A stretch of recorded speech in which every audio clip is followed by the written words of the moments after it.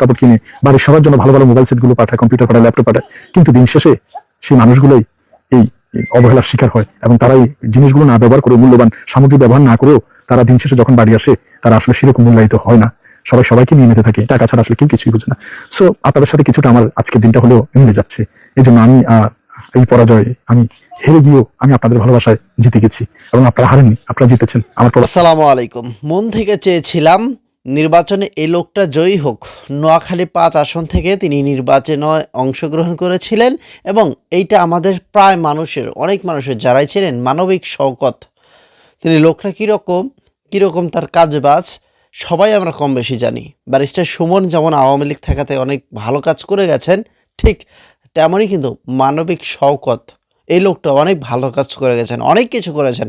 তার প্ল্যান ছিল অনেক রকম, কিন্তু আসলে ভালো লোকের মূল্য মানুষ দিতে জানে না, ভালো লোকের মূল্য মানুষ কমই দেয়। সেটাই আবারও প্রমাণ রাখলেন নোয়াখালীর 5 আসনের মানুষ। তিনি হেরে গেছেন এবং হেরে যাওয়ার পর লাইভে আসছেন এবং রীতিমতো ভাইরাল হয়ে গেছে এই ভিডিওটি এবং তার কথাগুলো, তার আবেগগুলো, তার কষ্টের কথাগুলো এবং কিভাবে মানুষ টাকার কাছে হেরে যায় সেগুলো তিনি জানিয়েছেন এবং বস্তায় বস্তায় কিভাবে টাকা ছিটিয়েছে তার প্রতিদ্বন্দ্বীরা। চলেন তার মুখ থেকে আমরা শুনে আসি। আশা করবো যে তার ভিডিওগুলো, তার কথাগুলো, কষ্টের কথাগুলো আপনারা শুনে যাবেন। থেকে আমি কলম প্রতীকে প্রতিদ্বন্দ্বিতা করেছি এমপি পদপ্রার্থী হিসেবে সংসদ সদস্যের জন্য, যাতে রাস্তার পচাগোলা বেয়ারিশ মানুষদের জন্য, দেশে একমাত্র বেয়ারিশ মেডিকেল কলেজ কিংবা নিঃস্ব মানুষদের জন্য কিছু করতে পারি। এবং আমার এলাকাবাসীর জন্য আমি কিছু ওয়াদাও করেছিলাম, পবিত্র কোরআনে স্পর্শ করে, আল্লাহর কসম করে। যেহেতু সেনানো বিমান বাহিনী, বিভিন্ন বাহিনীতে কোরআন স্পর্শের বিষয়টি আছে এবং আল্লাহর কসম করে, আল্লাহ বলছে ওয়ালিল্লাহি, তোমরা আমাকে নিয়ে কসম করো, এই প্রেক্ষিতেই আমার কসম ছিল মানুষের জন্য কিছু করার। এবং মূল এজেন্ডা ছিল বাংলাদেশে একটি বেয়ারিশ মেডিকেল কলেজ করা। আমার জীবনের বেশিরভাগ সময় এবং মূল্যবান যা ছিল সব কিছুই কিন্তু এই মানুষদের জন্য আমি ত্যাগ স্বীকার করে যাচ্ছি এবং তাদের জন্য আমার এই উদ্দেশ্য ছিল, আল্লাহ জানে। যাই হোক, এখন নির্বাচন হয়েছে, মানুষ যদি সেরকম স্বতঃস্ফূর্ত আমেজ না দেখাতো হয়তো আমি ফিরে আসতাম, কিন্তু মানুষের যে স্বতঃস্ফূর্ত ভালোবাসা এবং পজিটিভ রিভিউ এবং মানুষের যে জড়িয়ে ধরে যে আশ্বাস, সেটার কারণে মনে অনেক আশা জায়গা নিয়ে সঞ্চার হয়েছিল এবং দাঁড়িয়েছিও। কিন্তু আসলে হেরে যাওয়া, এটা নির্বাচন মানেই হার জিত থাকবে, এটাকে আমি মেনে নিয়েছি। আগে বলেছি হেরে গেলেও আমি 2 রাকাত নফল নামাজ পড়বো, জিতলেও 2 রাকাত নফল নামাজ পড়বো, তারই ধারাবাহিকতায় তাই হবে, এর ব্যতিক্রম কিছু নয়। এবং গতকালকে রাতে, ভোটের আগের দিন রাতে আমার লোকজন সহ আমি নিজের স্বচক্ষে নিজে কাছ থেকে অনুভব করেছি টাকা কি পরিমাণ ছিটানো যায় এবং গাড়ি ভর্তি করে টাকা নিয়ে এসে 200-500 এইভাবে করে প্রত্যেকটা বাড়ি টাচ করা, প্রত্যেকটা মানুষকে টাচ করা এবং বেশিরভাগ, সবগুলা না হলেও একেবারে সিংহভাগ মানুষের দ্বার প্রান্ত পর্যন্ত, আশপাশে, পেছনে, সামনে, ডানে বায়ে পৌঁছে গেছে অর্থ। যাই হোক, মানুষ যেদিকে মানুষ ভালো মনে করেছে সেদিকে রায় দিয়েছে এবং আমার এখানে বলার কিছু নেই, কারণ সব কিছু আল্লাহর পক্ষ থেকে হয়। নিশ্চয়ই যাকে দিয়েছে তিনি ভালো করবে, দেশের জন্য কাজ করবে, মানুষ তার উপর ভরসা পায়, তাকে দিয়েছে। হয়তোবা আমি অতটুকু আমার দ্বারা সম্ভব না, বা আল্লাহ তাআলা আমার জন্য আরো ভালো কিছু রেখেছে, বা এটার যোগ্য আমি না, কিংবা মানুষ ভালো মনে করে নাই, সেটাই দিয়েছে। মানুষের প্রতিফলের রেজাল্ট আসলে দুনিয়াতে মানুষের হাতের কামাই, সবকিছু মানুষের হাতের কামাই। আপনি যা করবেন তার রেজাল্ট আপনি পাবেন। তো আমরা আসলে মানুষজন যেরকম আমাদের জন্য, ঠিক সেই রকম শাসকই আল্লাহ তাআলা আমাদের জন্য নিয়োজিত করে। এজন্য কোনো দুঃখ পেলে, অকারেন্স হলে বা অনাচার অবিচার কিছু ঘটলে আমরা আল্লাহকে দায়ী করি যে আল্লাহ তোমার দুনিয়ায় বিচার নেই। আসলে এটা মিথ্যা কথা। মানুষের সব কিছুই হাতের কামাই। তো ভোট গণনা চলছে, এক্স্যাক্টলি কত পেয়েছি সেটা হয়তো আরো পরে জানতে পারবো। তবে এতটুকু জানিয়ে রাখি যে নিশ্চিত হয়েছি যে আমি হেরে গিয়েছি। তো এটা আমি ছোটবেলা থেকে পড়ে এসেছি। আমার একটি লাইন সবসময় মনে পড়ে যে অসৎ আনন্দের চেয়ে পবিত্র বেদনা অনেক মহৎ। আবারও বলছি লাইনটি, এটি স্কুলের, আমি যে স্কুলে পড়েছি কেপিএম স্কুল অ্যান্ড কলেজ, সেই দেওয়ালে লিখিত ছিল। সেটা আমার মনে অনেকবার বেজেছে, আজও অনেকবার বাজতেছে। সেটি হচ্ছে, এখন দয়া করে কেউ কল দিবেন না, আমার লাইভ চলছে। এটা আপনাদের সারা দেশবাসীকে জানানো উচিত, এর জন্য আমি জানিয়ে যাচ্ছি যে মানুষরা আকুল হয়ে রয়েছে অনেক শত শত কল আসছে। আসলে আমি টায়ার্ড, এতগুলো কল আসলে আমার পক্ষে সম্ভব না উত্তর দেওয়া। তাই লাইভটি আপনারা শেয়ার করে সারা বাংলাদেশ সবাইকে দেখার সুযোগ করে দিবেন। ঘটনা এটাই, আমি হেরে গিয়েছি এবং এখানে কেউ কারো হার হয়নি। আমার নোয়াখালী পাঁচের কোনো মানুষ হেরে যায়নি, কিংবা সুশীল সমাজ, ভদ্র সমাজ, উপরওয়ালা কেউ হারে নাই। মানে উপরওয়ালা বলতে যারা অর্থবিত্ত আছে এরকম হেরে গিয়েছে আমি এবং আমার বেওয়ারিশ মানুষজন। আমরা মাথা নিচু করে, আমি এবং আমার বেওয়ারিশ, বাংলাদেশের সকল নিঃস্ব অসহায় বেওয়ারিশ মানুষ এবং আমরা হেরে গিয়েছি। আমরা মাথা নিচু করে আমরা চলে যাচ্ছি, প্রস্থান করছি। আমরা অভিজ্ঞতা নিয়েছি, আমরা মানুষের অনুভবটা দেখেছি, মানুষের ভালোবাসাটা দেখেছি কতটুকু। সামনে এক কথা কীরকম বলতে পারে, পেছনে আরেক কথা কীরকম বলতে পারে। এবং চরম সত্য যেটা খুব কাছ থেকে আমি উপলব্ধি করেছি, সেটি হচ্ছে আপনার জীবনেও আপনি এটা উপলব্ধি করতে পারেন। এইরকম অবস্থানে না আসলে, না দাঁড়ালে আপনি বিশ্বাস করতে পারবেন না। আমার কেন্দ্র থেকে অনেক দূরের কেন্দ্রে আমি অনেক ভোট পেয়েছি, কিন্তু আমার আশপাশের যে কেন্দ্রগুলো সেগুলোতে আমি অনেক কম ভোট পেয়েছি। কেন জানেন? সবচেয়ে বেশি কাজগুলো যে জায়গায় করবেন আপনি, সেই জায়গায় আপনি তেমন একটা ভোট পাবেন না। কারণ আপনার আশপাশের মানুষরা আপনাকে কখনো উঠতে দেবে না, তারা চাইবে টেনে নামাতে। এবং শুধু তাই না, তারা চাইবে না কখনো যে তাদের কাছের একজন কেউ ভালো কোনো জায়গায় যাক। তারা সবসময় চেষ্টা করবে আপনাকে টেনে নামাতে। তাই এটা শুধু তাই নয়, আরও একটু ব্যতিক্রম বিষয় রয়েছে। আপনারা আপনাদের যে সমস্ত আশপাশের স্বজন যাদেরকে অনেক কিছু দিচ্ছেন, করছেন, দিন শেষে তারাই ছুরি মারতে 2 মিনিটও দেরি করবে না। কিন্তু দূরের মানুষ এত সহজে আপনার সাথে প্রতারণা, বিশ্বাসঘাতকতা করবে না যতটুকু আশপাশের মানুষরা করে। তো এই জন্য এই একটি লাইনে আসলে অন্তত মানুষগুলো আপনি চিনতে পারবেন। আমি এই নির্বাচনে হেরে আমার একবেলা ভাতও কিন্তু বন্ধ হবে না, আমি একবেলা ভাত কম খাবো না। কিংবা আমার বিশাল কিছু হয়ে গিয়েছে, আমি মৃত্যু পথযাত্রী, অজ্ঞান হয়ে যাব, বিষয়টা তাও না। কিন্তু আমি যে মানসিকতা নিয়ে এখানে এসেছিলাম যে কাজগুলো করার জন্য, সেই কাজগুলো হয়তো ব্যাহত হয়েছে, ফল করেছে। কিন্তু যারা যে উদ্দেশ্যে ক্ষমতায় যাচ্ছে তাদের সেই উদ্দেশ্য পূর্ণ হবে। আল্লাহ তাআলা বলেছে, তোমরা যা চাও তাই পাবে, সব তোমাদের হাতের কামাই। সো এখানে দুঃখ করার, আফসোস করার কিছুই নেই।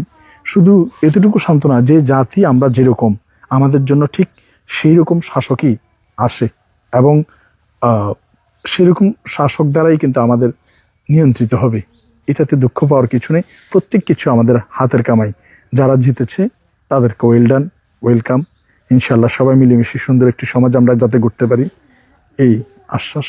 এবং অ্যাজ ইউজুয়াল আগামীকালকে থেকে আমি আমার যে পুরনো সাবেক যে অ্যাজ ইউজুয়াল কার্যক্রম, সেগুলোতে আমি আবার ফিরে যাব। সেই বেয়ারিশ মানুষের চিকিৎসা, তাদের খাওয়া থাকা, তাদের বিষয়গুলো, আমার পল্লী বাংলা, আমার এফএক্স মেটালের যে চাকরি, ব্র্যান্ড অ্যাম্বাসেডর হিসেবে সবগুলো আগের নিয়মে চলবে। হয়তোবা মানুষকে স্বপ্ন দেখানো বা নিজে মানুষের জন্য কিছু করা, সেটা হয়তোবা ব্যাহত হবে। যাই হোক, এটাতে একটা জিনিস অন্তত আমি পেয়েছি, সেটা হচ্ছে আমার থেকে আপনারাও শিক্ষা নিতে পারেন। যে শিক্ষাটা আমি পেয়েছি আপনাদের সাথে শেয়ার করছি। আপনার আশপাশের মানুষগুলোকে আপনি চিনতে পারবেন তারা কীরকম ছিল। এছাড়াও আরেকটি হচ্ছে যে মানুষ আসলে কতটুকু বলে আর কতটুকু করে, সেটাও কিন্তু একটা দেখার বিষয়। এবং মানুষের বহুমুখী রূপ, সেটাও কিন্তু প্রকাশ পেয়ে যায়। সব কিছু মিলিয়ে আমার যে সমস্ত সুবর্ণোধ্যায়ী যারা ছিলেন, প্রত্যেকের কাছে কৃতজ্ঞ।